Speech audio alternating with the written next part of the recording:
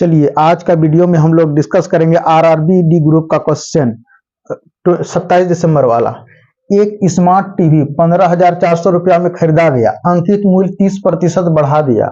अंकित मूल्य को 30% क्या किया, इंक्रीज कर दिया। चलिए यहां तक तो बात हो गया।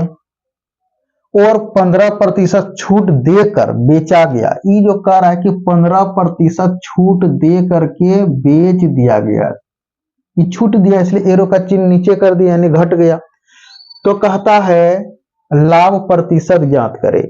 तो लाभ प्रतिशत निकालने के लिए हम लोग क्या करें, इक्विवेलेंट परसेंट से निकालते हैं। तो इक्विवेलेंट परसेंट कैसे निकलेगा, तो ये देखिए इंक्रीज हो रहा है तो इसके आगे हम लोग प्लस करेंगे 30% के आगे, और 15% के आगे माइनस करेंगे चूंकि घट रहा था। अब देखिए अगर इन दोनों को गुना करते हैं 30% और 15% तो कितना हो जाता है, पहले देखिए प्लस गुना माइनस, माइनस हो गया 30 गुना 15 45 यानी 450/100 हो जाएगा।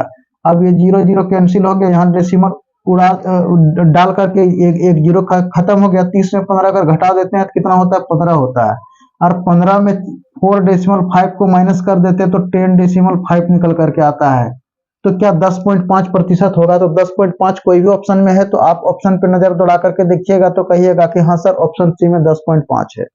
अब सेकंड नंबर क्वेश्चन क्या कर रहा है, तीन संख्याएं 11:3 13:15 दिया गया है। मतलब तीन संख्या है 11 13 15 के अनुपात में है। यदि तीसरी संख्या का 3 गुनी पहली और दूसरी संख्या का योग 441 है तो सबसे बड़ी और छोटी संख्या का अंतर बोला है। तो एक काम कीजिए, दिया हुआ है रेशियो में है तो इसको हम x मानते 11x ले लेते हैं इसको, और ये 13x ले लेते हैं, और ये कितना 15x ले लेते हैं। अगर हम आपसे पूछें कि बताओ कि इनमें से सबसे बड़ी संख्या क्या है तो आप कहिएगा कि 15, लेकिन बड़ी संख्या को 3 से तो गुना करने के लिए बोल रहा है तो आप कहिएगा हाँ सर बड़ी संख्या को तो 3 से गुना करने के लिए कहा था इसलिए गुना कर दीजिए 3 से। उसके बाद फिर वो क्या बोला, फिर वो बोल रहा है कि दूसरी संख्या यानी क्या बोल रहा है, तीसरी संख्या गुना हो गया 3 से, पहली ये बोल रहा है पहली और दूसरी संख्या का योग आप कर रहे हैं जोड़ने के लिए। तो चलिए इन दोनों को जोड़ दीजिए। अगर आप इन दोनों को जोड़ते हैं तो क्या होता है, 11x और 13x कितना हो जाएगा, 24x होता है।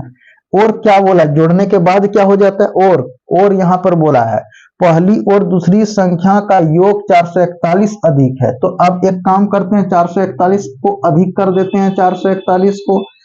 अब x का मान इससे निकल जाएगा तो कैसे निकलेगा, तो आप कहिएगा कि 15 को 3 से गुना कर देंगे तो 45x निकल करके आएगा। 24x को इधर लेंगे बॉर्डर के इस पार तो ये 441 उधर बच गया।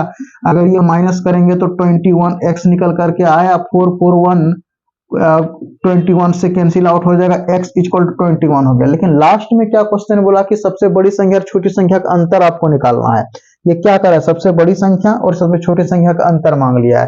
तो अगर हम आपसे पूछे कि सबसे बड़ी संख्या छोटी संख्या क्या है तो आप कहिएगा कि सबसे बड़ा संख्या 15 हो गया, सबसे छोटा संख्या जाकर के 11 हो गया। आप कहिएगा कि ये दोनों का अंतर बोला है तो माइनस कर दीजिए, 15 में 11 माइनस कर देंगे 4x हो जाएगा, यानी 15x में 11x माइनस कर दीजिए कितना निकल करके आएगा, 4x आएगा। अब x का वैल्यू तुम ऑलरेडी पहले से निकाल चुका है तो 21 को 4 से गुना कर देंगे तो 84 हो गया। तो क्या 84 कोई भी ऑप्शन पे है तो आप ऑप्शन पे नजर दौड़ा करके देखिएगा तो कहिएगा हाँ सर ऑप्शन बी में 84 है। अब क्वेश्चन नंबर आगे 3 क्या कह रहा है, क्वेश्चन नंबर कह रहा है चक्रवृद्धि ब्याज से क्वेश्चन है कि 22,000 रुपये पर 2 वर्ष के लिए चक्रवृद्धि और साधारण ब्याज का अंतर आपको 220 दिया है, कहता ब्याज की दर ज्ञात करे।